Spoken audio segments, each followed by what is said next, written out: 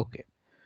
So this is the quantity theory of money equation that we have seen yesterday. Left hand side, M is money supply, V is the velocity of money, P is the price level of the entire economy, CPI, Y is real GDP. Uh, and we have explained that since classical is basically a long run phenomena, and graphically we have shown with the data that the velocity of money over the time long run is constant.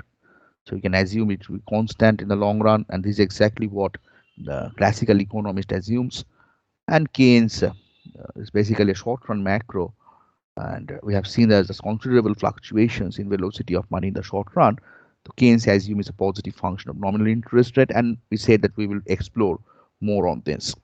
That actually gives you this liquidity preference thing, where it says that money demand is negatively dependent on nominal interest rate. We will go in detail, but before that, uh,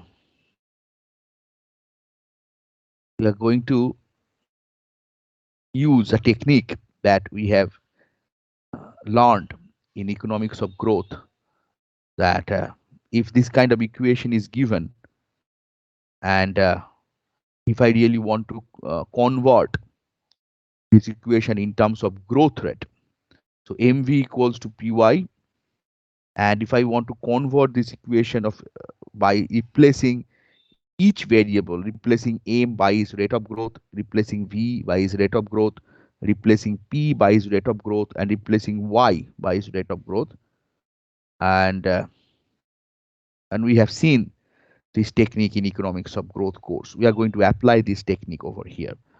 Okay, so if I apply this technique over here, Nobunil is going to give me this answer. Nobunil, can you please unmute yourself? Yes, sir.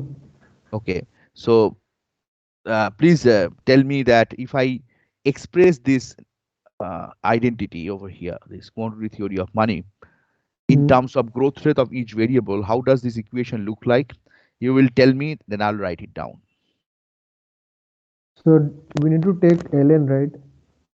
तुम बोलो. So We have seen this, we have used this technique repeatedly in economics of growth. Same thing. क्या करते हैं हम लोग? What is the basic premise? What is the basic procedure or methodology we do? पहले बोलो मुझे, फिर करो. so log लेंगे ना. Log both side, then Yes. Then differentiate with respect to time. very good. Do it. If I do it, how does it look like? So anything dot x dot is dx dt. So if you use this notation, how does this equation look like then?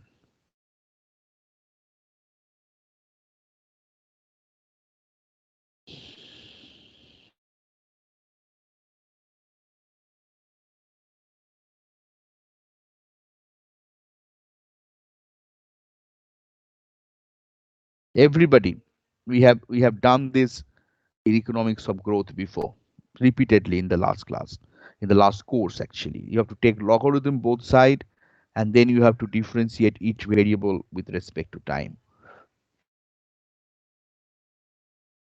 Nobodin, what is going to the first one? Yes, I'm doing it. Right?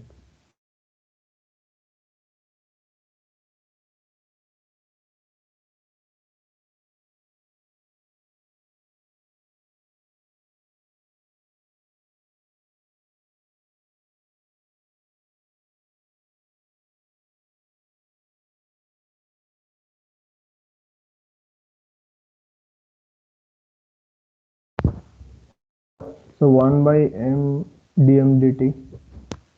डीएमडीटी को क्या लिखते हैं हम लोग? M dot. तो बोलो. M dot by m. M dot by M. Very good. Let's see. Then Plus v dot by v. okay.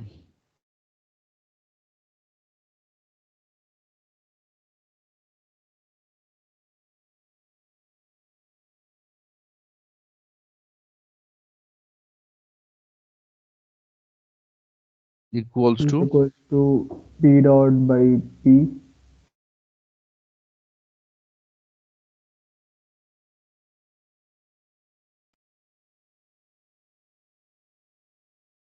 and plus Y dot by Y.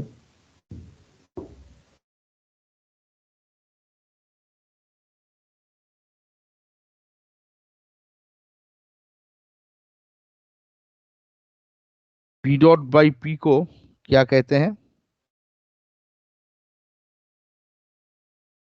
This is the price level P, and P dot over P is the rate of growth of price level.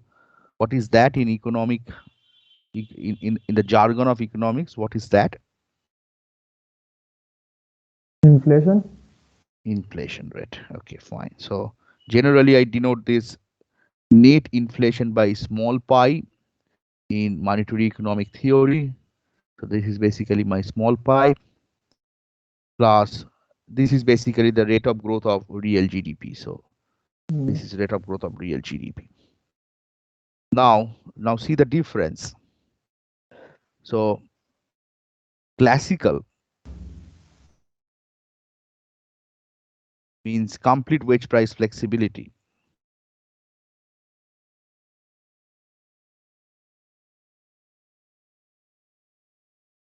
That's the assumption.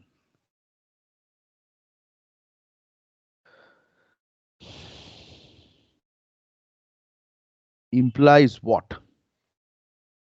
What is the implication of this? This assumption of classical economy of complete wage price flexibility, what does it imply? What does it produce?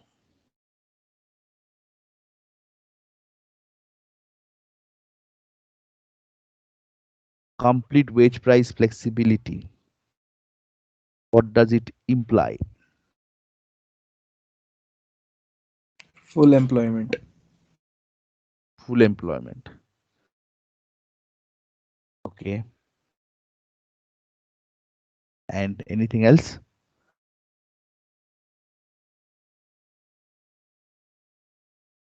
ठीक है, I agree. उसके आगे बोलो.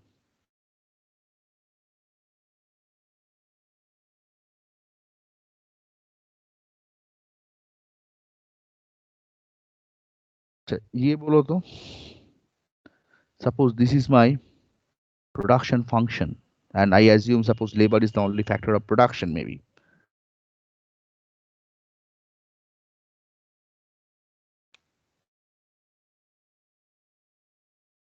The only factor of production is labor. Wage rate is W. How does this profit expression looks like? And I have a perfectly competitive market structure. जो profit expression है कैसे दिखाया जाता है? How does it look like?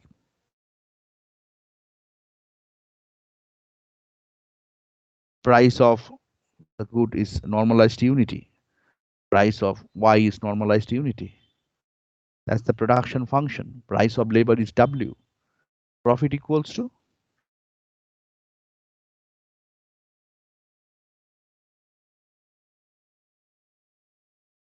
ये भी हम लोग बार बार किए हैं in the last course when I was teaching economics of growth and solo model.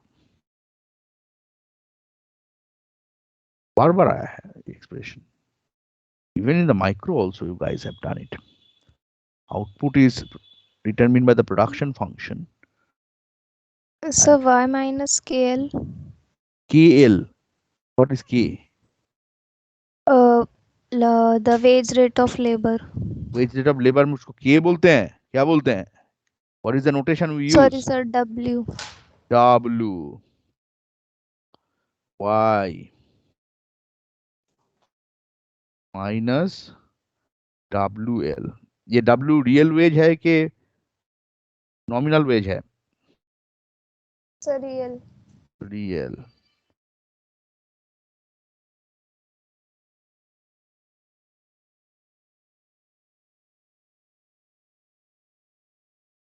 Real means is W over P. तो W को मैं W ओवर P करके लिखता हूँ. वेज भी है, प्राइस भी है. This is my wage. This is my price. That is my real wage multiplied by L. Okay. Then what is the profit maximizing first order condition?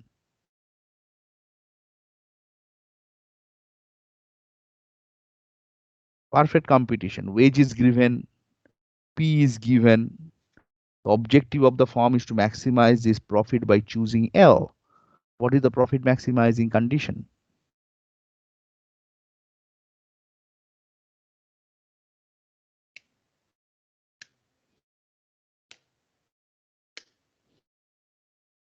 What is the profit maximizing condition? So F dash L is equal to small w or W by P. कौन बोल रहा है ये? Let's see. ठीक ही बोले हो. Who's this?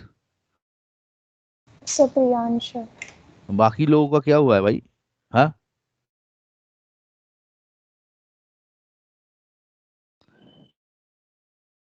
A prime L, you are saying.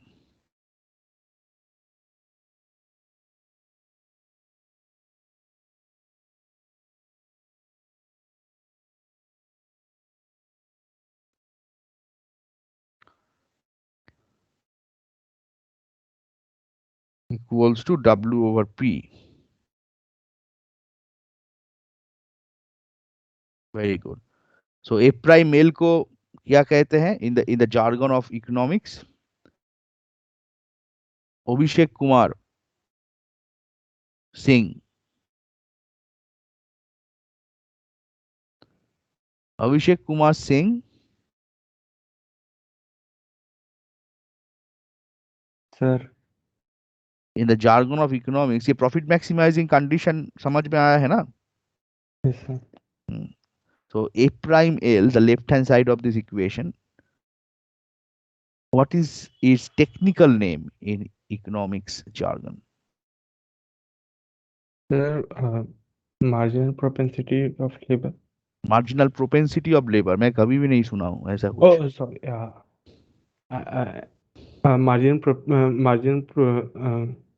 Product, sir. ठीक से बोलो, ठीक से बोलो. Marginal productivity of labor. Marginal productivity of labor. What does it physically imply? If I increase labor by 1 unit, How much productivity will increase? increase. Okay. Now, Abhishek Kumar Singh bolo. Complete wage price flexibility means what happens to this ratio? This assumption of classical macro of complete wage price flexibility means what does it imply in terms of real wage, W over P?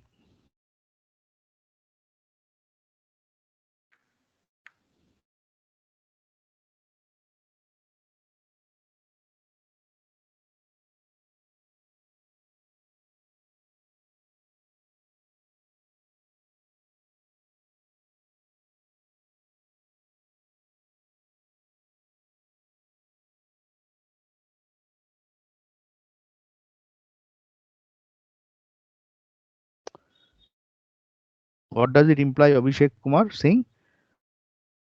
Complete wage price flexibility, ये जो term है, what does it imply for real wage, W over P?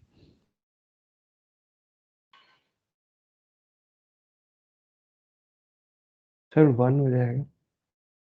1 means W, 1 क्यों होगा? Why you say it's 1?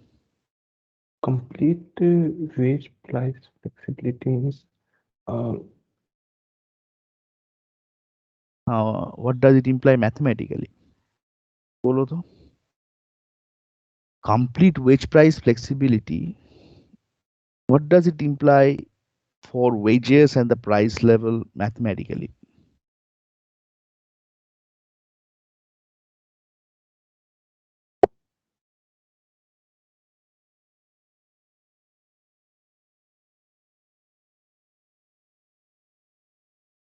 not sure, sir.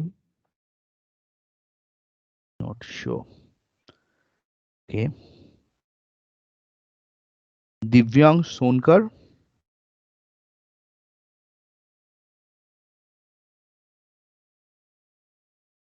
Divyansh.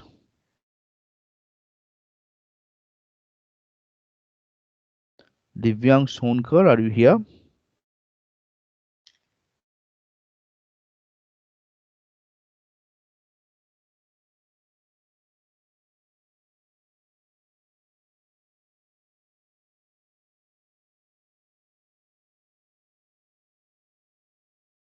Aman Kumar.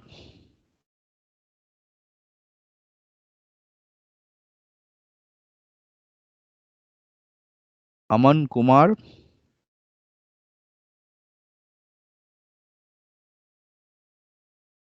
Aman Kumar.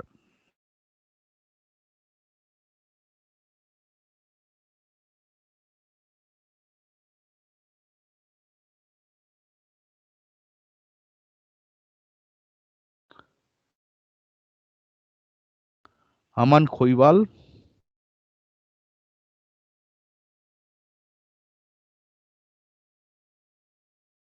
Aman Khoiwal.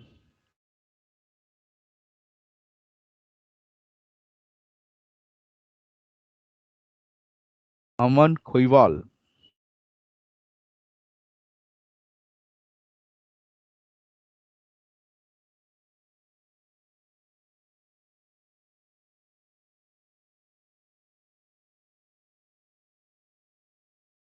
Jai Prakash Kumar.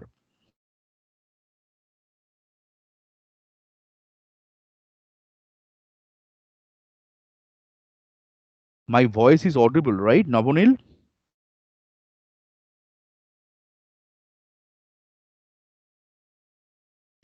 Yes, sir, it is audible. Audible. Joy Prakash Kumar.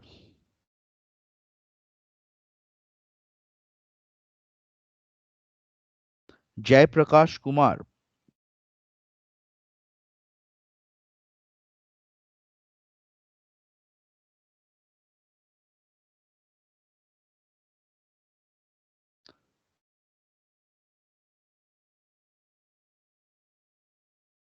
Konthini Sai Balaji. Yes, sir. Hello? Yeah, very good. I can hear you.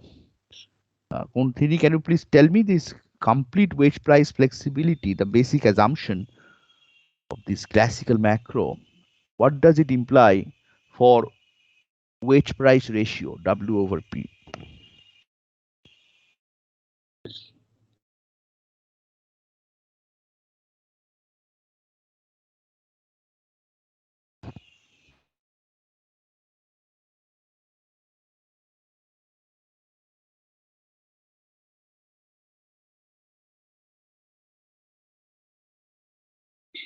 Don't know exactly.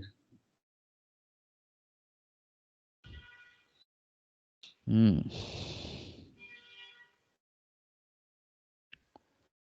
Lakshya,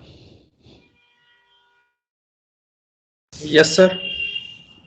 same question. So to keep that complete wage price flexibility constant, this W by P will vary. Means to keep that value fixed. ठीक से बोलो, ठीक से बोलो. एक बार बोल रहे हो कांस्टेंट, एक बार बोल रहे हो वेरी, एक बार बोल रहे हो फिक्स्ड. मुझे कुछ समझ में नहीं आया answer. To keep the W by P ratio fixed, W and P will vary its values. W and P. How is it possible? How W and P can vary in such a way so that the W over P remain unchanged?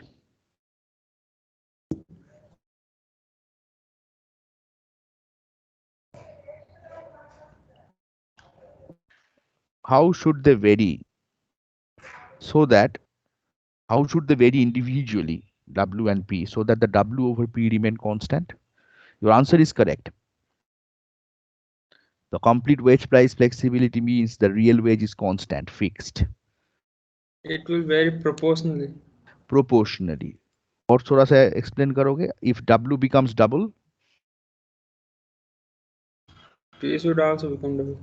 P also becomes double. This is complete wage price flexibility. And implication is real wage W over P constant. So that means the right hand side of this profit maximizing condition is constant. So if the right hand side of this profit maximizing condition is constant and L is the demand for labor from the from farm, what happens to demand for labor? Odrija, if W over P, the right hand side is constant, what happens to L?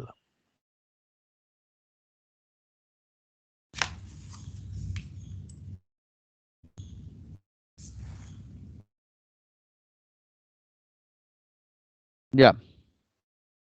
Odrija, you can unmute yourself. So,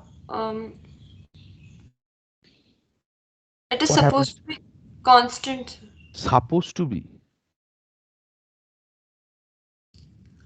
अच्छा 1 plus 1 कितना होता है औद्रिजा? 2 or supposed to be 2? 2. So answer ठीक से दो. Constant. L is constant. So employment is constant. Okay. So let me write it down. So constant wage price flexibility means this is constant.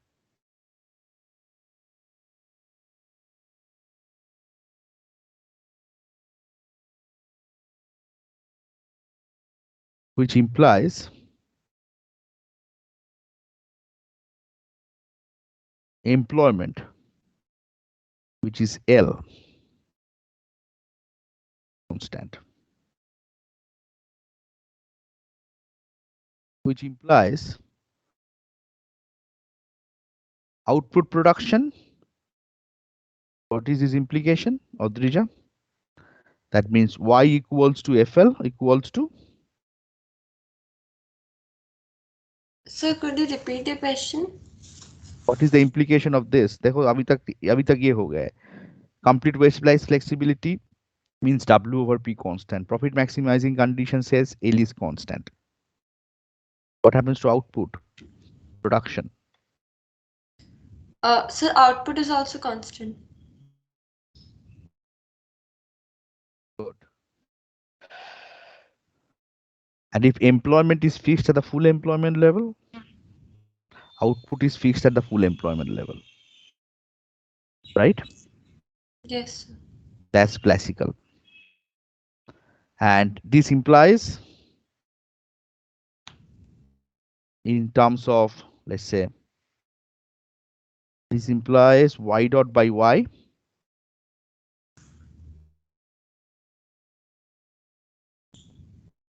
What does it imply? Y dot over Y.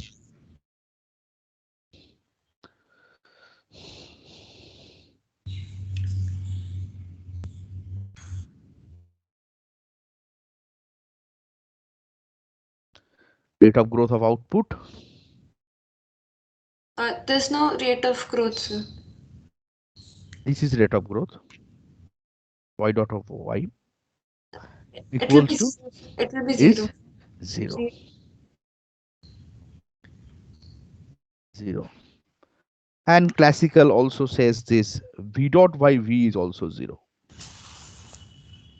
That's the assumption, and this is supported by the data we have seen yesterday. Okay. This further implies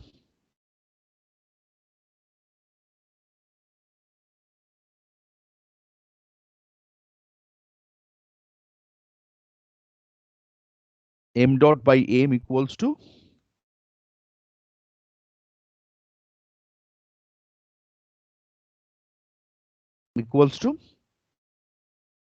Pi. pi.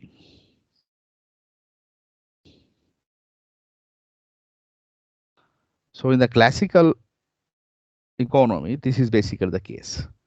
Complete wage price flexibility, W over P constant, employment constant at the full employment level, output is fixed at the full employment level, which means Y dot by Y is 0, V dot by V is 0 by assumption and supported by the data. And then from the quantity theory of money, I get rate of growth of money supply equals to rate of growth of price level or inflation. So if central bank increases money supply, only inflation takes place.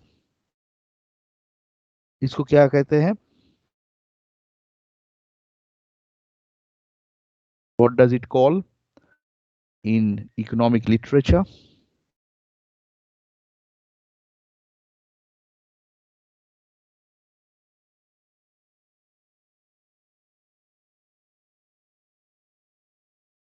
इसका एक नाम है।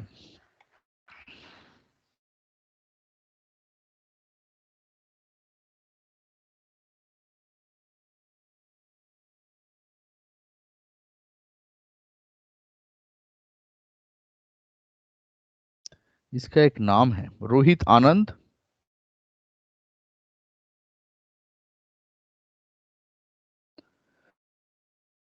Rohit, Sir, am I audible? yeah, you are audible. Sir, I don't know.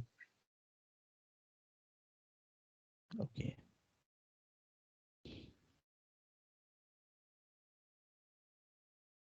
So how did we get v dot by v equal to 0? तुम बोलो तो। Navneel, Yes, sir. तो answer दो तो। Priyansha asks that how do we get v dot by v is 0? Over time, the velocity is constant, as we have seen from the graph yesterday. So v dot won't change, and hence it is 0. So it is by assumption in the classical model, but it is also supported by the data. भूल गए? कल तो देखा है प्रियांशा, ये देखो। Okay, yes, sir. I thought we derived it just now. ये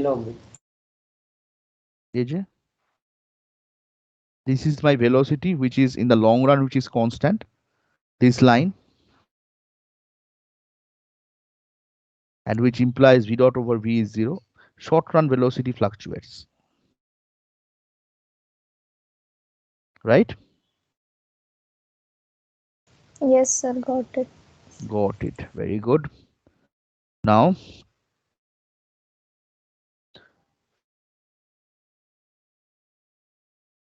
कौन बोलेगा? साची जलोटे। Yes, sir. इसका एक नाम है। This classical complete wage price flexibility means W by P is constant. From the profit maximizing condition, it means employment is constant, which implies the output production is constant at the full employment level, which implies from the classical quantity theory of money, rate of growth of money supply is inflation. So if central bank increases money supply, only inflation takes place. It has a name in macroeconomic literature. It's a very important feature of classical economy. Uh,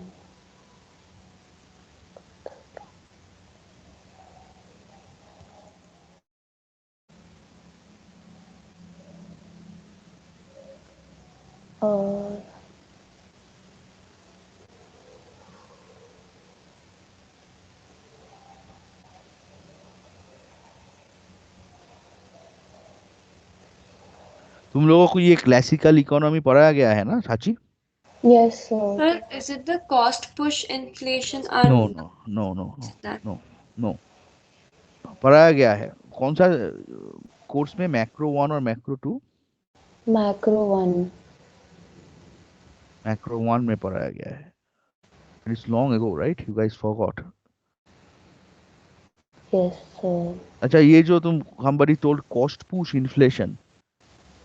How many types of inflation do we have, Audrija?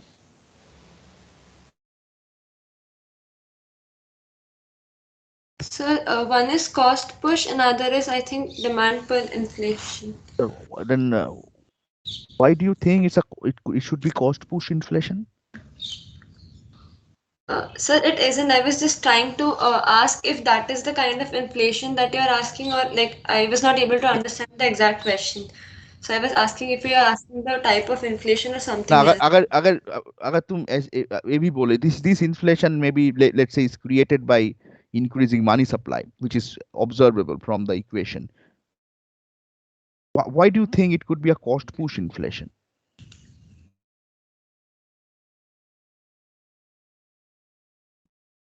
Why it came to your mind that it should be if it is a inflation, then it should be a cost push inflation? ये तुम्हारे दिमाग में क्यों आया? Why cost push? Why not demand pull? Let's say. मैं question ये नहीं है, मैं आंसर दूंगा. But even if you answer in this question in this fashion, it should be a demand pull inflation. Money supply increases. Answer नहीं दे रही थी. I was just asking कि वो मतलब डिमांड पुल वाला बोलो, उससे पहले I muted myself. मतलब I was asking. If you want to answer in that way, it should be a demand pull inflation, because if money supply rises, aggregate demand of the economy goes up, and that creates inflation over here. So this is not the question. As I said, it's a very important feature of the classical economy. Very, very important feature of Sir, is classical. it stagnation? Stagnation means why is not changing, why is not, that is not the answer. Again, फिर से मैं बोल रहा हूँ, सोचो, obviously ये somewhere, obviously the faculty has mentioned, has to be mentioned. If classical model is taught, you just cannot go do away with it. You have to mention this particular terminology. Unique feature, very important and unique feature of the classical macro. And this is the implication of this assumption of complete wage price flexibility. This complete wage price flexibility is a very important and unique assumption of this classical economy. और ये अगर तुम flow जो ऐसे मैं लिखा हूं तुम देखो, this is going to give you a very important and unique feature or characteristic of the classical macro model. बोला गया है, obviously बोला गया है, it is impossible that the term has not been mentioned. Maybe you guys have not seen it in this way, but the term has been mentioned obviously. M is a nominal variable changing. P is the nominal variable changing. Sir, is it money neutrality? Money neutrality. Yes, correct. This is the neutrality of money. Okay, fine. Let me just do it, which implies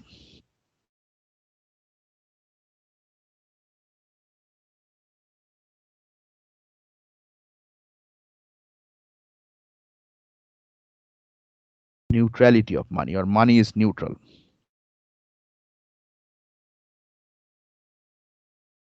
What does this neutrality of money imply? Sir, that change in money supply only affects nominal variables and not any real variable. Yes, sir. Okay. Who's this guy? कौन बोला ये answer कौन दिया? Sir, Sagar. Oh, very good. Changes in money supply, which is basically a nominal variable,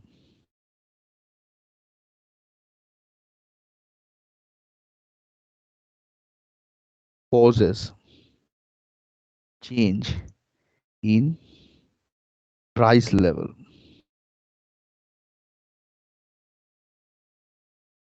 And since there is a complete wage price flexibility, the price level changes means wage also changing proportionately, and wage rate. Both are nominal variable.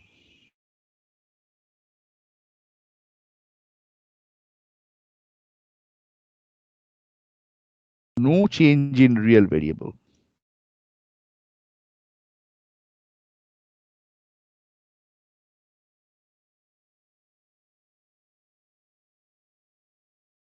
Y is our real variable. This is real GDP. पढ़ा गया है? गया था? साची? Yes, sir. So this is the unique assumption which complete wage price flexibility. The result is neutrality of money. If you change money supply, only the price changes, and since there's a complete wage price flexibility, wage changes proportionately. but there is no change in real variable like y over here. That means, what is the implication? That if there is a recession, that means if output falls below a certain level, the classical economy predicts that you cannot stimulate output by increasing money supply. देखो money supply वाला जो वहां पे मैं किया हूं, जो last topic था पहला, we always says that open market operation हो रहा है, creates let's say high powered money increase कर रहा है, money supply rising, reduces interest rate, increasing output, expansionary monetary policy.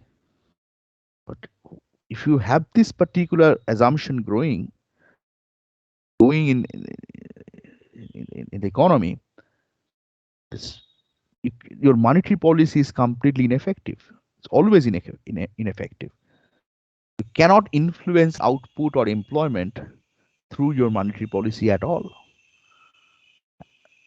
As I say, it's a very unique and important assumption and very unique and important result. It basically says that output is always fixed at the full employment level. No recession can take place in the classical economy. Or in other way, if recession takes place for some reason, monetary policy is completely ineffective. But both was not supported by the data.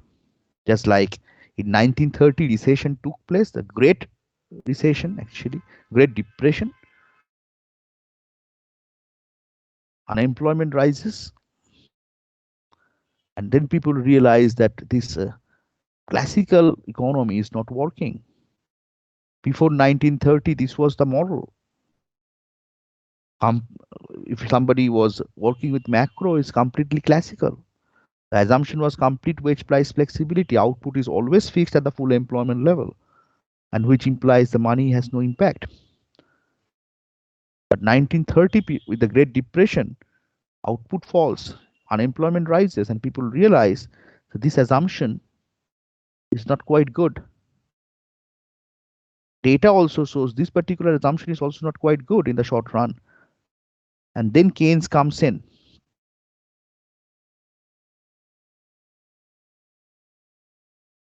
So classical से Keynesian जाने का, this is basically the reason. The Great Depression of 1930, people started thinking differently for macro.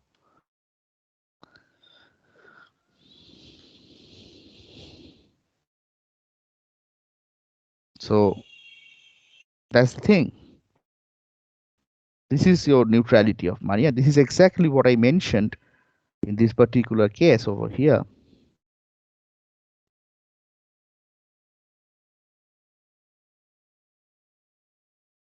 Demand for money is determined by neutrality of money. Velocity is constant in the long run. Aggregate output is fixed at the full employment level. Changes in money supply only affect price level. Rate of growth of money creates inflation. Money is neutral. Due to और भी एक terminology है. So movement in the price level results solely from the quantity of money supply rising. और भी एक terminology है इसका. Money is neutral. Is a terminology. और ये वाला और भी एक terminology है. Neutrality of money changes is one of the terminology. Another terminology is, कौन बोलेगा? सागर बोलोगे?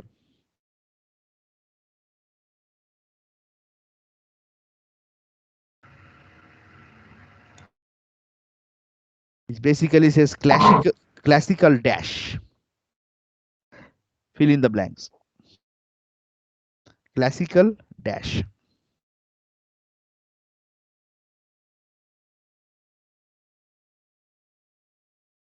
Dash को fill up करो. हाँ बोलो. सर याद नहीं आ रहा उसना. इसी को याद आ रहा है. हिंट मैं दे दिया हूँ. Classical dash. Dichotomy. डाइकोटोमी. कौन बोला? Freeman. Very good. So this entire phenomena is also known as classical dichotomy. What it basically says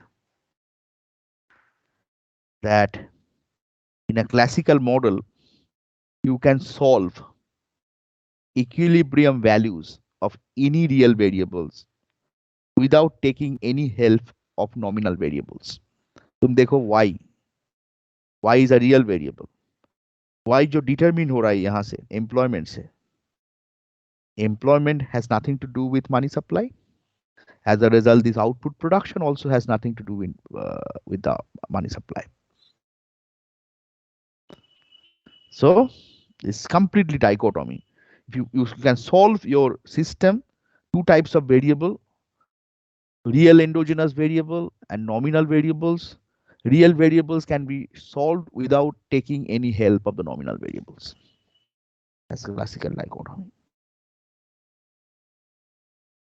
So classical model is actually end over here.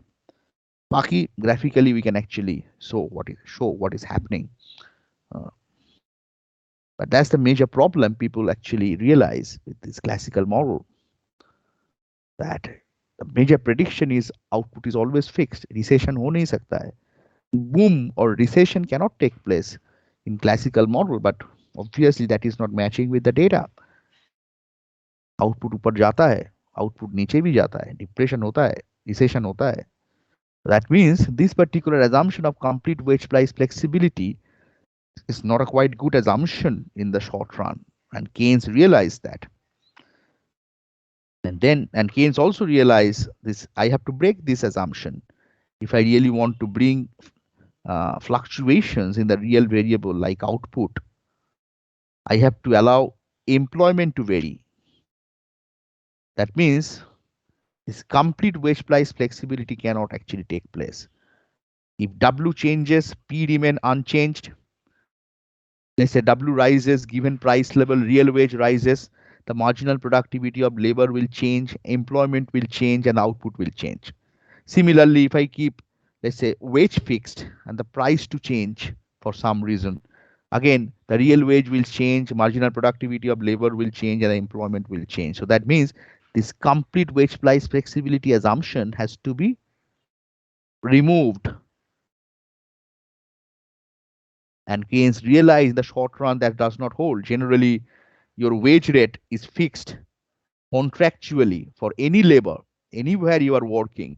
Your wage rate for some period of time, let's say 5 years or 2 years or 3 years, your wage is fixed contractually, but price changes continuously. That means real wage changes continuously. Marginal productivity of employment L changes continuously, output changes continuously. You just simply remove this complete wage price flexibility assumption. You can bring flexibility in employment and flexibility in output. If that happens, even if you assume that your velocity is constant, your rate of growth of money supply will affect both inflation and output.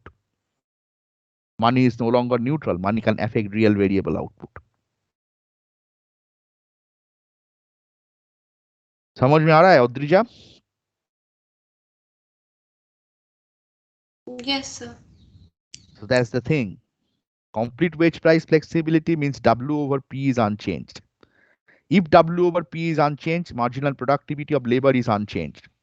That means employment L is unchanged. That means output production is unchanged. Velocity is fixed, output production is unchanged, means Y dot by Y is 0, V dot by V is 0. M dot by M only create inflation. Money supply creates inflation. So money only affects, and inflation means price changing, and there is a complete wage price flexibility. Price changing means also wage changing proportionally. So money changes only two nominal variables, W and P. Real variables को money affect नहीं करता है. Problem, it basically says recession कभी होगा नहीं, boom कभी होगा नहीं, employment fluctuations कभी होगा नहीं, which is not matching with the data. Keynes realized that, and Keynes realized that this is basically the culprit. This particular assumption of complete wage price flexibility is the culprit. I have to break it. How does Keynes break it? Keynes assumed that wage for a particular person who is working in any organization his or her wage does not change continuously. But price level changes almost each and every day. Not wage. It is contractually given for a certain period of time. So that means price changes, wage given. The right hand side of this profit maximizing condition, real wage changes, which implies marginal productivity of labor changes, which implies employment changes, which implies output changes. That means y dot by y is no longer 0. So even if I assume v dot over v is 0, my m dot over m will be pi plus y dot over y. So money supply will affect both price level and the real variable y. Classical dichotomy breaks down, money neutrality breaks down. And this is how the Keynesian system comes.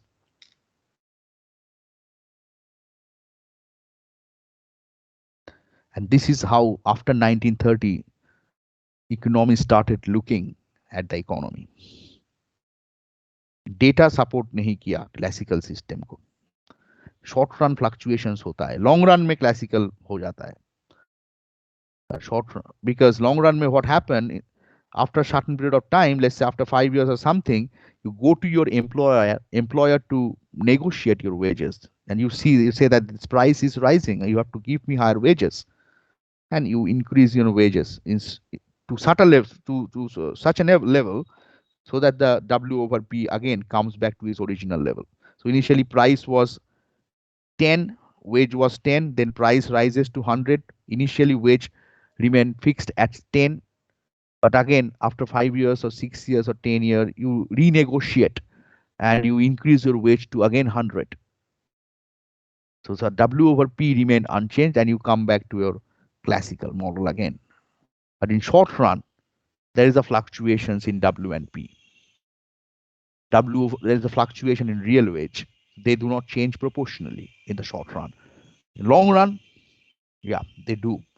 And we come back to classical. So classical is basically the long run convergence of the Keynesian system.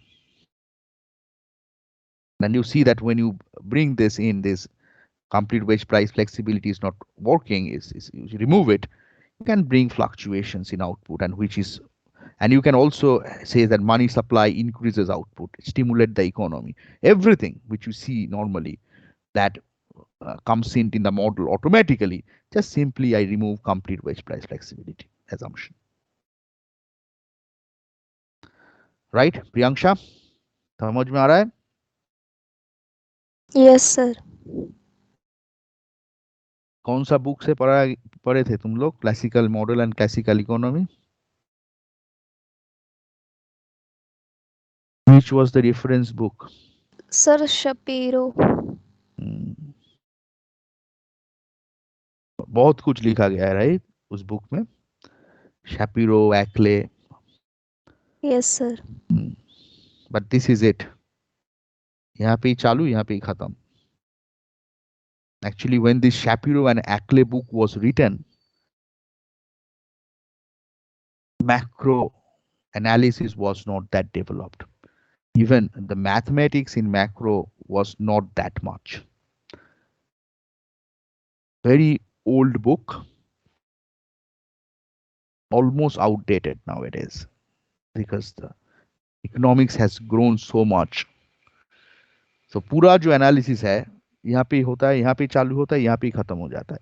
Only the graphical things comes up. ये जो तुम्हें mathematics में बोला, तुम labour demand, labour supply, production function draw करके एक ही चीज तुम्हें मिलेगा.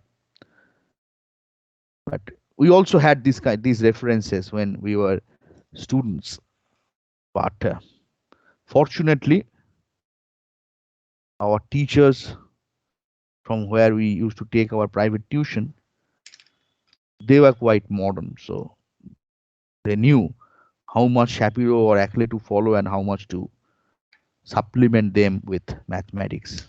So this is it, complete. I know we also tried to read those books, but those books are so convoluted and कुछ समझ में नहीं आता initially. तो इसीलिए मैं लोगों को बोलता हूँ that you should at least read Mankiw and Abel Burnham की, at least Mankiw. Abel Burnham के बाद में आता है Mankiw. A person should read, and if somebody wants to learn ISLM aggregate demand, aggregate supply analysis, and more in detail, this classical complete Keynesian more in detail. The ManQ should be supplemented by Branson, and that's all, nothing else. Unfortunately, anyway. And as I said, there's public finance जब तक professor Mishra पढ़ाते थे वो actually third year के पहले semester में होता था, so वहाँ पे a lot of things of this kind of things were covered. So I have seen when people a couple of years back, people coming with this kind of knowledge quite full, so I can actually go quite fast this kind of topic, but now I have to give time over here. Anyway, any question till now? Anybody has any question till now?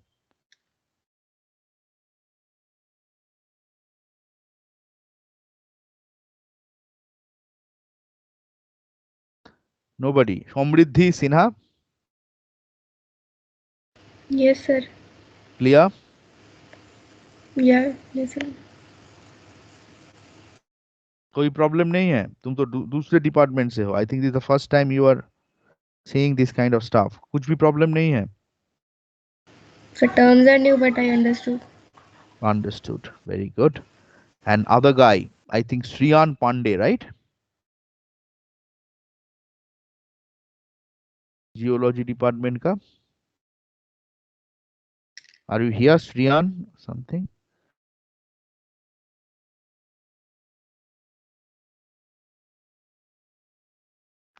No, he's not here. Anyway, Shivam Naik. Fine. कुछ question है? Shivam? Shivam Naik.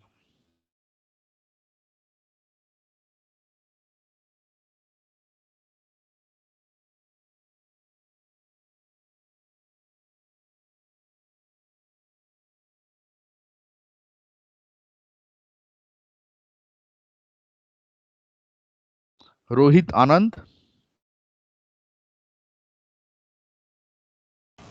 Yes, sir.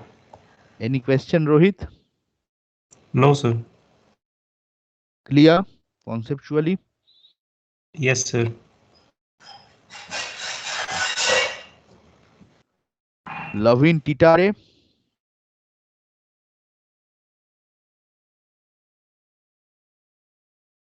Lavin Titare.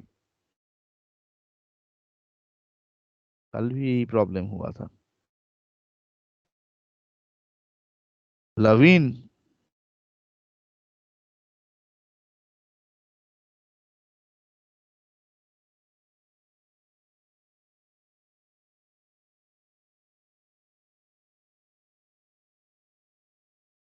Anyway. Okay, so let us proceed from here now. So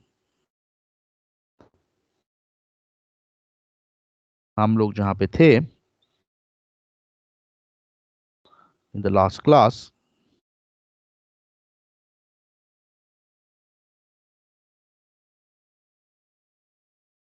here we break this particular assumption. Keynes actually break this particular assumption and allows velocity of money to fluctuates with the nominal interest rate I, and then this right hand side money demand depends on Y positively, transaction demand for money, and also I positively, and generally we write it in this fashion. This is my nominal money supply M, and this is my nominal money demand in the right hand side P, and money demand is a function of I and Y with del L del I negative and del L del Y positive. So this part is my speculative demand for money, del L del I negative, and this part is basically my transaction or precautionary, both precautionary demand for money. This part is pretty simple, that if I want to do more transaction, I need more money in my pocket. That means if I go to take market and I want to purchase more good, let's say more potato, more onion, cards are not taken, checks are not taken. If I want to purchase more, I have to have more money in my pocket. That is basically my del L del Y positive. More transaction, as I said, this Y is basically capital T, transaction. Last class we have seen that. So more transaction, more money demanded. Over here it says that more nominal interest rate. That means if banks give you more interest, you are going to demand less money. And that's the basically the new introduction in the liquidity preference theory. It's Keynes's introduction.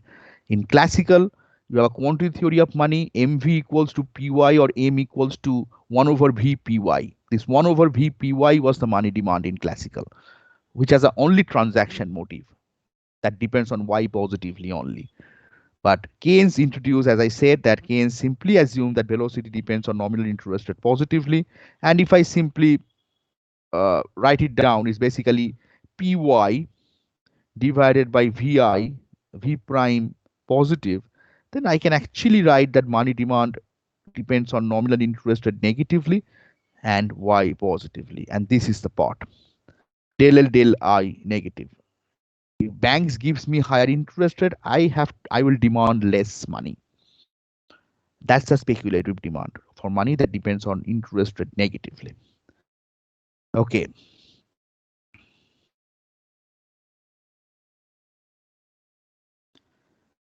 Now here some intuition comes into picture. जो मैं बोलूंगा धीरे धीरे answer दो. In economic terminology, nominal interest is known as opportunity cost of holding money. Opportunity cost. ये terminology, is it familiar? Akshat Sharma? Akshat? Yes, sir. This terminology, opportunity cost. ये terminology सुने हो कभी?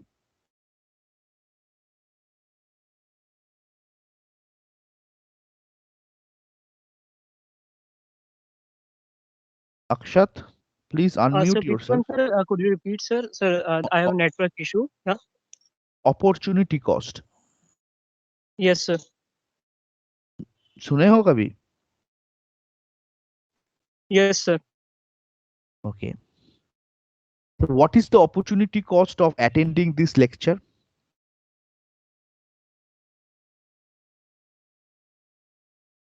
Suppose you attend my lecture for 1 hour. What is the opportunity cost of attending this lecture? That means what are you foregoing? This is how the Sir, my time. In this time, I can do other things. These are you the can opportunity costs. you can simply sleep also. Yes, sir. Sleep. This is the concept of opportunity cost. अगर मैं किसी एक good और commodity और service अभी enjoy कर रहा हूं, उसका एक यूनिट मैं एंजॉय कर रहा हूं, मैं कुछ दूसरा गुड्स और सर्विसेज का एंजॉय करने का अपॉर्चुनिटी लूज कर रहा हूं. Yes, sir. So this lecture is basically a service. When I am attending this lecture for 1 hour, actually what I am foregoing my sleep of 1 hour. So that is my opportunity cost, the 1 hour loss of sleep. Right? Yes, sir. और भी एक example लो. Budget constraint याद है अक्षत micro में? Yes, sir. m equals to p1 x1 plus p2 x2. Yes, sir. उसका slope क्या था अक्षत? Budget constant का स्लोप हम लोग कैसे कैलकुलेट करते थे? dx2 dx1. Sir, वो minus of P1 by P2, I think. Minus I think क्या तुम्हारे पास पेन Sir, है, I'm confused, like पेपर है? P2 by P1 or P1 by P2, depending upon the like. Derive करके देखो. I am measuring x2 in the y axis. I am measuring x1 in the x axis, horizontal axis. Then It's then minus of P1 by P2. Minus of p1 over p2. This is also this particular expression of slope of this budget constraint, negative P1 over P2. This is also known as opportunity cost of good one. अभी अभी Yes. Opportunity cost का जो concept हम लोग ने समझा, एक commodity और एक सर्विस में एंजॉय कर रहा हूँ इसका एक unit, that means there is another commodity और सर्विस, उसका सर्विस मैं एंजॉय नहीं कर पा रहा हूँ, कितना नहीं कर पा रहा हूँ, may be that is basically the opportunity cost. अगर मैं 1 घंटे का यहाँ पे लेक्चर अटेंड कर रहा हूँ, दैट मीन्स मैं 1 घंटे का स्लीप फोरगो कर रहा हूँ. So opportunity cost of attending this lecture for 1 hour is basically 1 hour. Yes, Because sir. this is exactly 1 hour of sleep I am actually foregoing. A negative P1 over P2, it is called the opportunity cost of consumption good one, consuming good one. X1 is good one, X2 is good two. कैसे होता है? That means तुम X1 को consume कर रहे हो extra 1 unit. It basically says P1 over P2. It basically says P1 over P2 unit of X2 you are foregoing. Yes, sir. कैसे होता है एक बार मैथमेटिकली मुझे बोलो तो. Price of good one is P1, price of good two is P2. If you consume, let's forego karo pehle. Suppose you forego the consumption of good one by 1 unit, right? So if I will, what? If you forego, if you forego the consumption of good one by 1 unit, how much extra money you are saving? So plus of P1 by P2. Plus of P2 कहाँ से आया? No, yes, a plus of P1, yeah. Sorry. Plus of P1. This is the extra money you are saving. Now, इस P1 से तुम कितना X2 खरीद सकते थे? So P1 by P2. That is why it is the opportunity cost of good one. Yes, sir. ठीक है? With the same thing over here, ये concept of opportunity cost दिमाग में रखो, and ये जो nominal interest है I, इसको बोला जाता है opportunity cost of holding money. So just we have learned this concept of opportunity cost. If I keep that concept in mind, how do I interpret this particular phrase? Nominal interest rate is opportunity cost of holding money.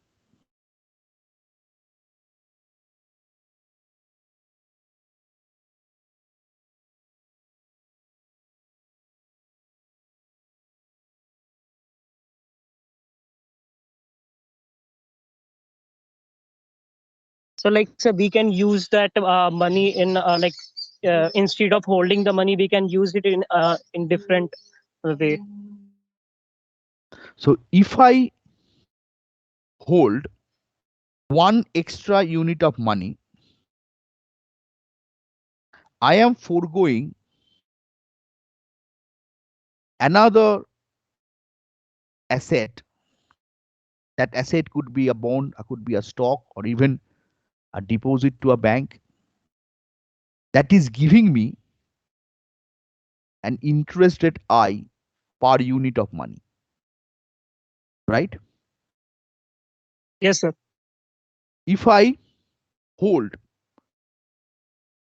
1 extra unit of money in my pocket, I'm earning nothing because money has no return. But instead of holding that money in my pocket, if I deposit to a bank, I could have earned an interest rate I. Right? Yes, sir. So that is why it is called, this nominal interest rate is called the opportunity cost of holding money. Now, if interest rate rises, let's say initially it was 5%, now it is 10%. If interest rate rises, that means the opportunity cost of holding money is rising. That means cost of holding money is rising. Are you going to hold more money or less money?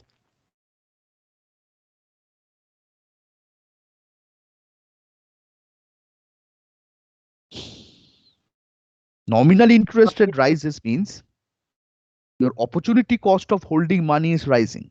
It is costly to hold money. Yes, sir. Because ज़्यादा money hold कर रहे हो, ज़्यादा interest rate तुम lose कर रहे हो. Are you going to hold more money in your pocket or less money? Less money. So less, sir. This is the thing. When nominal interest rate rises, it is costly to hold more money in my pocket, my money demand falls. That's the speculative demand for money.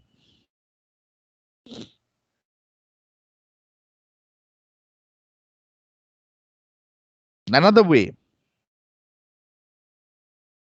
if you can remember this Fisher equation, nominal interest rate equals to real interest rate plus expected inflation. And if you can remember our very first lecture in this course, where I have shown the value of money is 1 over P. And we have also shown that the return for holding money is basically a deflation, negative pi E. And suppose a return for holding a non-monetary asset is basically, let's say, R. So अगर मैं non-monetary कोई asset hold करूं, मुझे R return मिलेगा. अगर मैं money pocket में hold करके रखूं, तो मुझे ये वाला return मिलेगा, negative pi E, deflation. The difference between these two return is R plus pi E, which is my nominal interest rate. Another way of seeing my speculative demand for money is negative means if my nominal interest rate is rising, by holding some non-monetary asset, I will get higher return than holding money. So nominal interest rate is rising means this R plus pi E rising. That means R minus pi E is rising. Which basically means when my nominal interest is rising, if I hold some non-monetary asset, I will get higher return than holding money. Holding money is going to give me a return negative pi E. So I'll actually going to hold more of some non-monetary asset than money. So my money demand falls down. Again, another way of seeing why my speculative demand for money is negative. So one way is nominal interest rate is basically the opportunity cost of holding money. The way we have explained, if my nominal interest rate rises, it is costly to hold money. That means I will hold less money if nominal interest rate rises. My speculative demand for money is negative. Another way of seeing it, if I hold some non-monetary asset, I'm going to get a return R. And if I hold money, I'm going to get a return minus pi E, deflation. This is basically I have shown you people in the very first class. Return for holding money is negative inflation means deflation. Then what is the difference between this holding a non-monetary asset and money? R minus pi E. When this is rising, this means R plus pi E is rising or nominal interest rate is rising. What does it imply? I rising means R plus pi E rising means R minus pi E rising. Means a non-monetary asset is going to give me higher return than money. So I will hold less money and hold more non-monetary assets. That also says if my nominal interest rate rises, my money demand goes down and the speculative demand for money, del L del I negative. The two ways it can be explained. Any question? Is this explanation clear?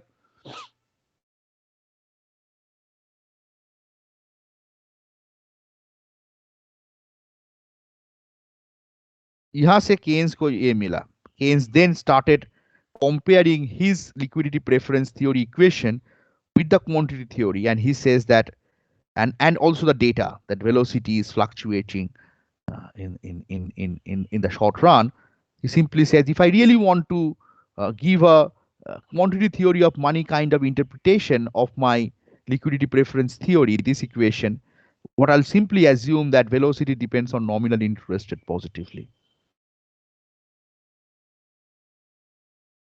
So ये वाला जो equation है, velocity depends on nominal interest rate positively. Same equation is this. Because when velocity depends on nominal interest rate positively, my nominal interest rate rises, velocity rises, the right hand side completely goes down, and right hand side is my demand for money.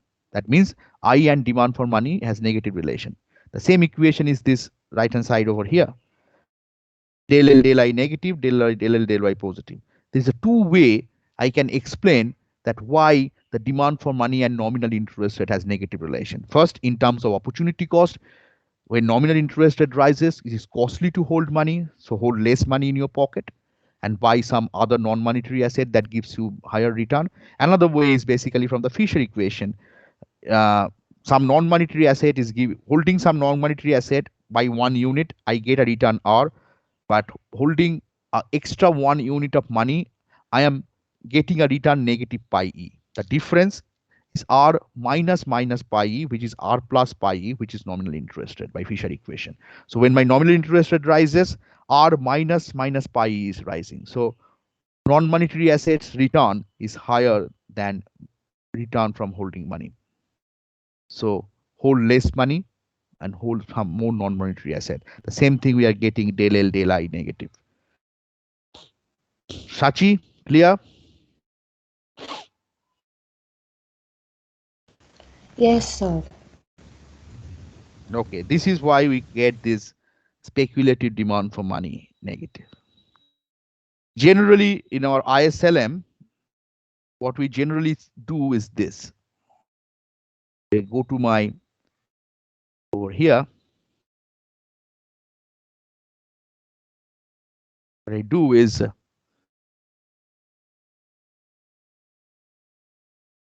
the same equation, this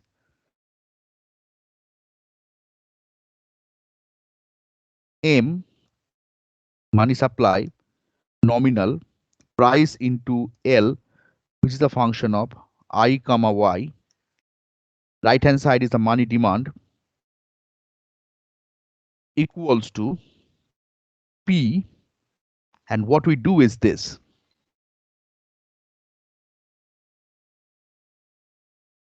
Generally, when we derive LM, we do this. I to the power L1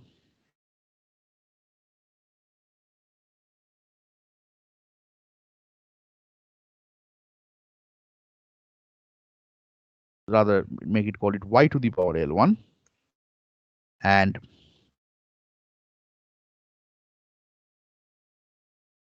I to the power nominal interest rate I to the power negative L2 when L1 and L2 both positive parameter. Then I'll simply take logarithm both side, and if I arrange, what I get, my simple LM equation in linear term.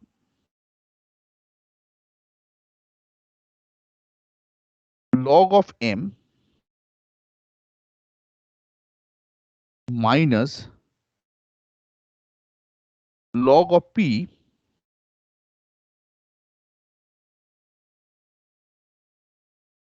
equals to क्या मिलेगा साची बोलो Minus L L2 into log of y. L1. अच्छा L1 sorry L1 into log of y. Log of y Minus L2 into log of I. L2 into log of I.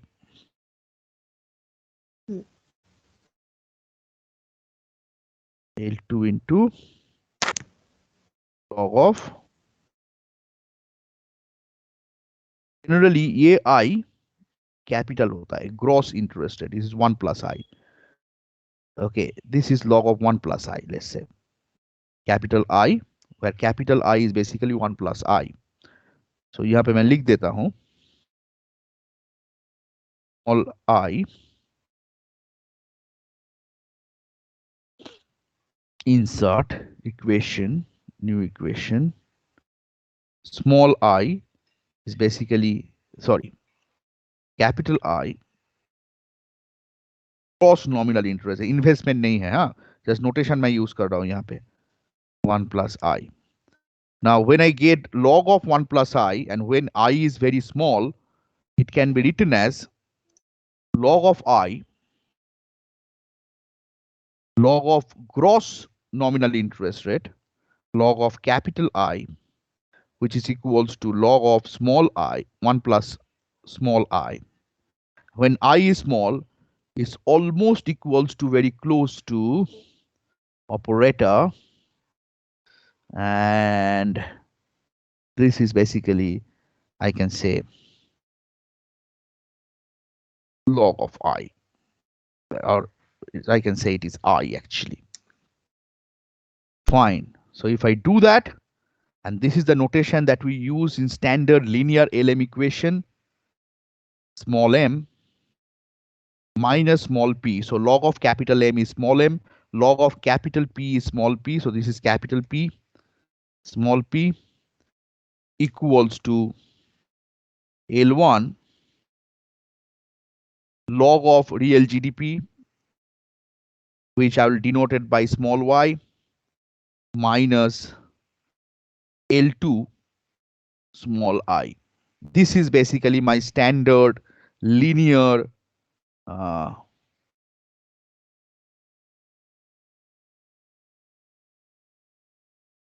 stuff, LM equation.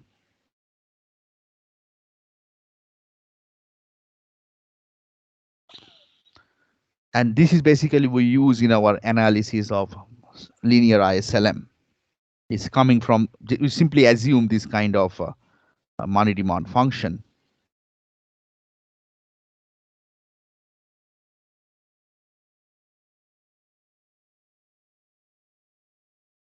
This kind of money demand function is assumed, and then we get this. Again, you see, but this L1 and L2 has an interpretation. To see what is my L1,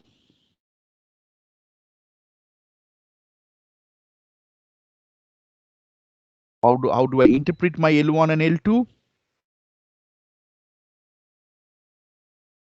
My L1 is equals to,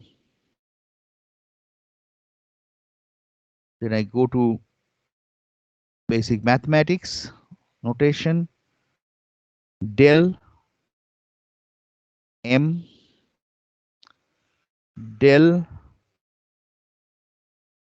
Y equals to del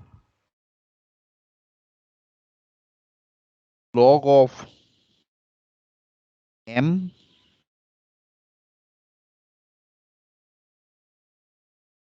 del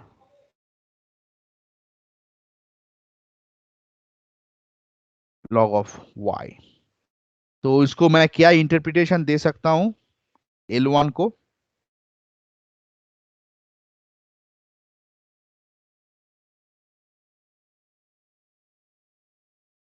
Remember this particular part, मैं और भी एक notation यहाँ पे use करता हूं.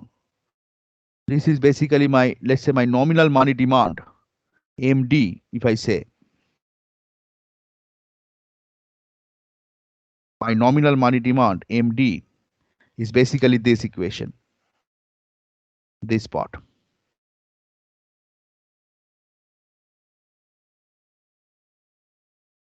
Then I equate money supply equals to money demand. So this is basically the same thing as, मैं फिर से लिख के देता हूं,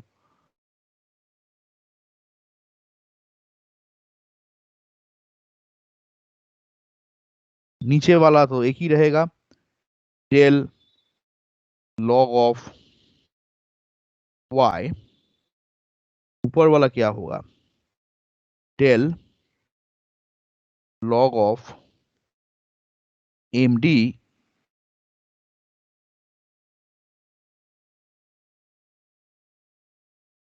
okay, this is my L1.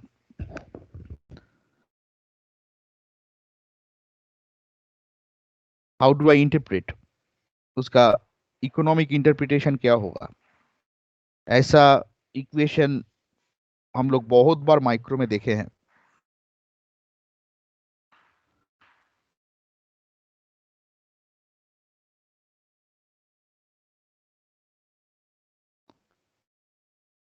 कोंथिनी Sai Balaji,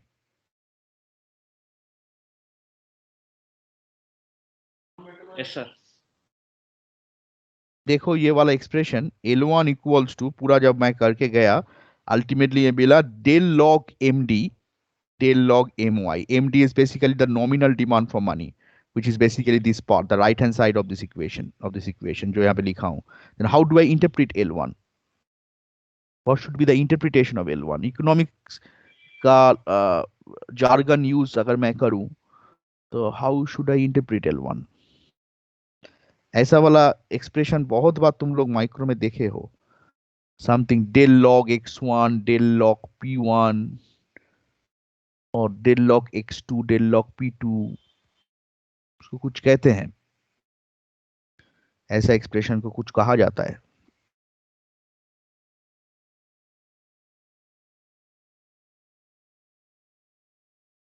somebody.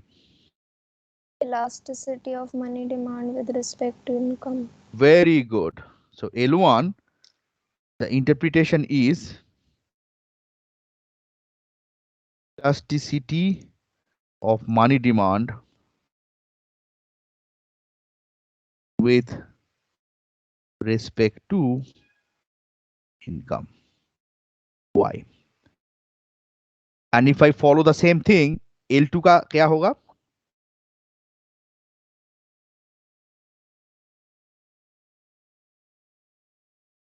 How do I interpret L2 then? ऐसे लिख सकता हूं मैं L2 को,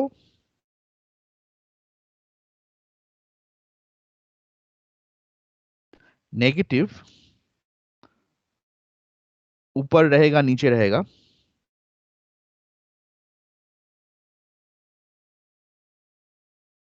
बोलो फाइनल एक्सप्रेशन बोलो मुझे एटलीस्ट.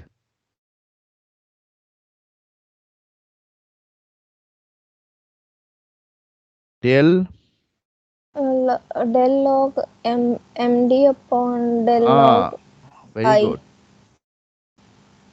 Del I. हाँ, तो इंटरप्रिटेशन क्या होगा?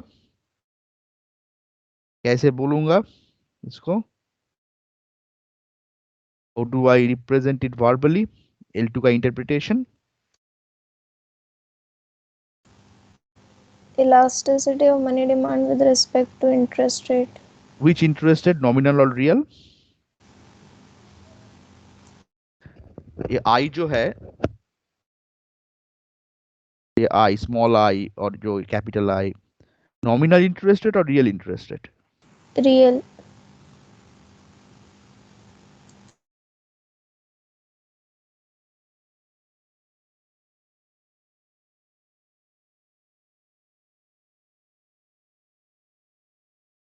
नॉमिनल इंटरेस्ट रेट और real interest rate. Money demand depends on nominal interest rate और real interest rate. I small I, यहाँ पे भी स्मॉल I है.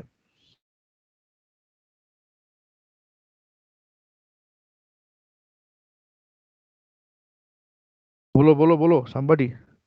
This is nominal or real? It's a nominal interest rate. Nominal. Money demand always depends on nominal interest rate, not the real interest rate. With respect to nominal interest rate. That's the interpretation. So यहाँ से हम लोग actually जब ISLM मैं next class से करवाना चालू करूंगा, I am going to use this linear equation. This is basically my LM equation. You see, if I really want to, let's say ये वाला इक्वेशन जो है, अगर इसका मैं स्लोप कैलकुलेट करूं, generally in ISLM analysis what they assume, मैं तुम्हें यहाँ पे लिख के देता हूँ, why you guys are confused of nominal and real. ISLM का एजम्पशन है YE is 0. Expected inflation is 0. कहाँ गया pi? This is my Greek letter. Go to pi, and expected inflation is 0. If that is 0, then from Fisher equation the implication is I equals to R. So इसीलिए पूरा ISLM interest को R बोलता है और उसको real nominal का एक ही interpretation होता है. But money demand is actually the function of small I, nominal interest rate, which is basically R plus pi E.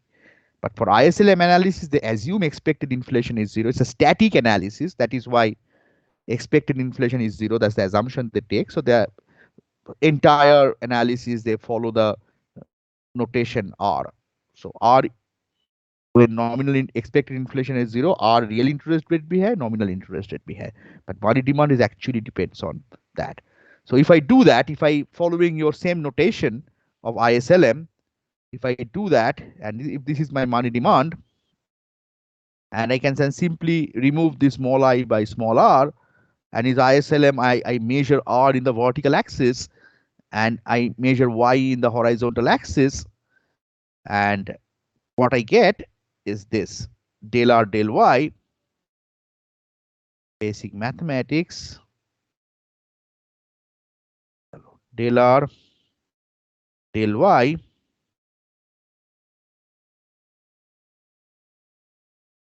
equals to, ऊपर भी है नीचे भी है, L1 L2 L1 divided by L2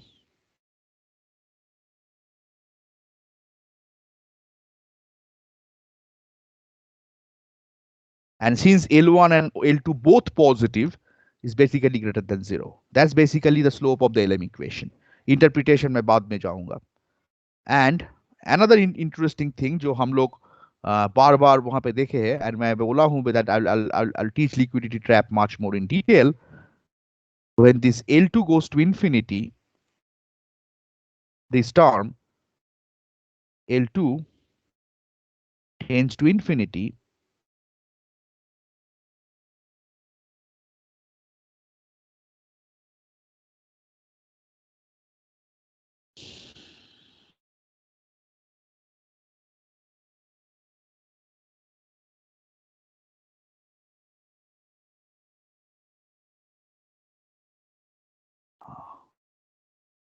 I think basic math में मिलेगा. Yeah, L2 goes to infinity, the same slope of this equation LM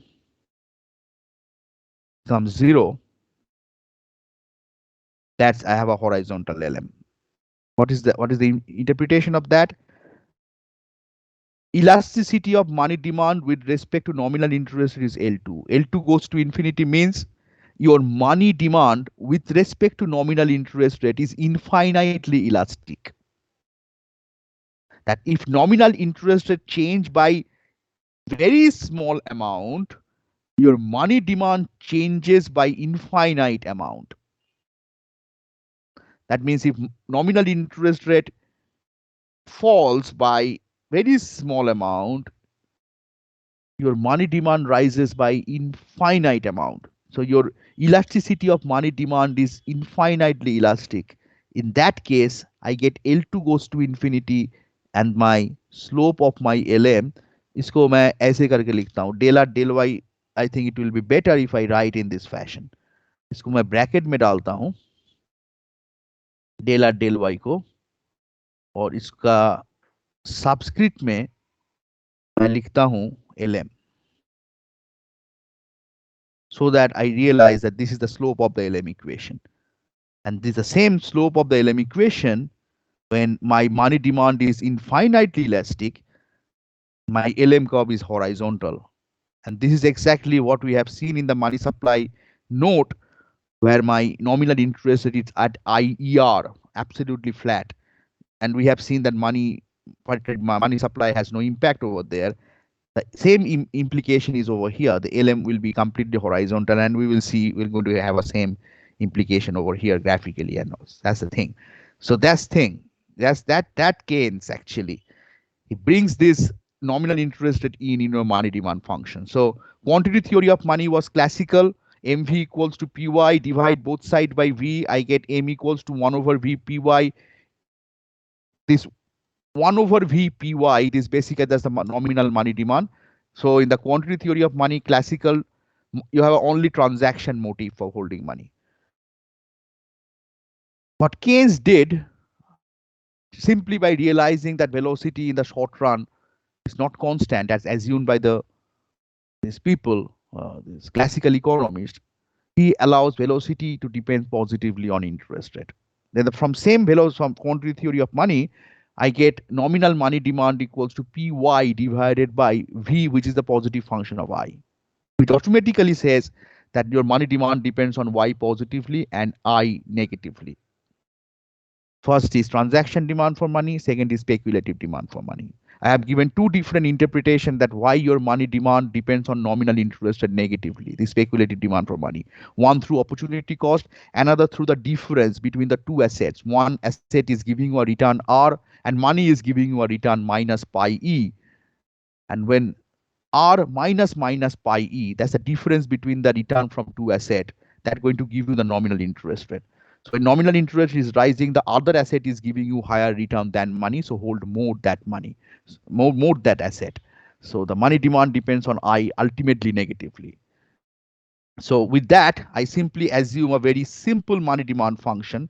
So this is this term that highlighted over here is basically the right hand side. That is basically my nominal money demand. When the nominal money demand is equated with this money supply M, I get the money market equilibrium. Money supply equals to money demand. This is the simple money equation, money demand equation I have taken. I have given the interpretation of L1, elasticity of money demand with respect to income, which is basically real income. Call it real income. Capital Y is real GDP. And L2 is basically the elasticity of money demand with respect to nominal interest rate I. So money demand always depends on nominal interest rate, but not on real interest rate. So ISLM में क्या होता है? See, since ISLM is a very static analysis, it simply assumes pi E is 0. Expected inflation is 0. Then from Fisher equation, my nominal interest rate is same as my real interest rate. So throughout the ISLM, all the books and all the literature, they actually use R.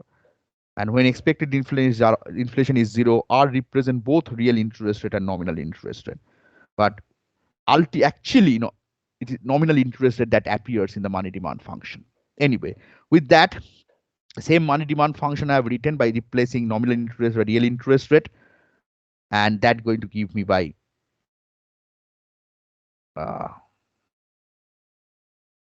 slope of LM. L1, L2 positive, slope of LM positive, intuition बाद में दूंगा.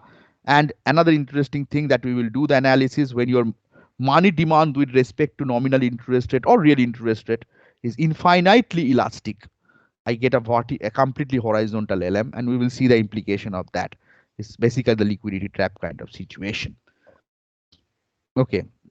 एक question मैं last करके आज का question and करूंगा. Nobonil is going to answer that. Nobonil? Yes, sir. Nobonil, तुम बोलो तो ये वाला जो इक्वेशन तुम देख रहे हो m minus p equals to L1y minus L2r, which I obtained by taking logarithm of this equation, and I have assumed that nominal money demand is this. This is my money demand. और यहाँ पे जो m मैं लिखा हूँ, this is basically the money supply. ये वाला जो m. So I'm equating money supply, money demand to make money market equilibrium. So this equation gives me money market equilibrium. इसी इक्वेशन को मैं लॉगरिथम लेके ये इक्वेशन मिला है. So this equation also represents money market equilibrium. So LM ultimately represents money market equilibrium. इस equation से in the linear term, can you tell me what is going to be my, let's say, this log of MD? Log of MD को मैं mathematically कैसे represent करूंगा? Log of MD equals to So small m है वो. हाँ. So that will be MD equation देखो, इसको देखो. This is your MD. This is your nominal money demand. When you equate this nominal money demand with M money supply, then you get this money market equilibrium and LM equation जो यहाँ पे तुम देख रहे हो. Log of MD क्या है? So log of MD will be log of P plus L1 into log of Y minus L2 into log of capital This, right? I. Yes. हाँ ठीक है. So P भी add होना है. This is your log of MD. ठीक है? Yes, sir. And this is basically, you see, ultimately you are equating with log of nominal money supply, log of MS or log of M. ये equation ये है.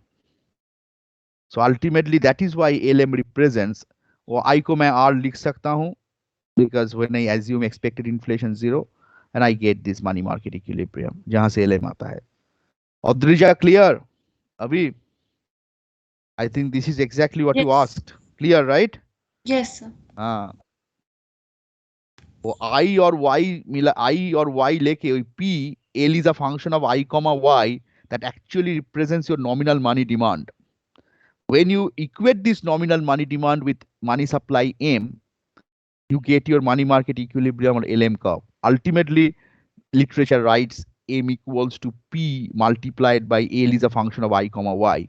But P multiplied by L is a function of I comma Y is basically your nominal money demand, where Y represents its transaction motive and I represents the speculative motive. ठीक है? And another important thing is money demand always is the function of nominal interest rate, small I. फिर ISLM में मैं क्यों R लिखता हूँ real interest rate, because ISLM simply assume expected inflation is 0, so R represents both real and nominal interest rate, so they write it down in this fashion. Any question till now? Any question, any issues, any clarification?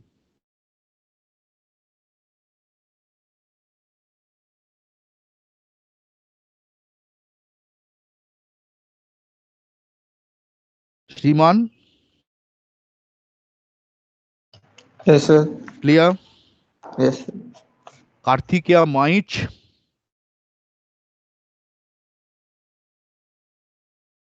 Kartikeya? कहाँ जाते हैं लोग? Anyway, chalo.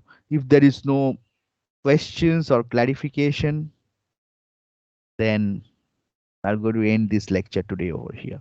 We'll meet again next Monday at 3 o'clock. Thank you for attending. Thank you. Thank you, sir. Thank you, sir.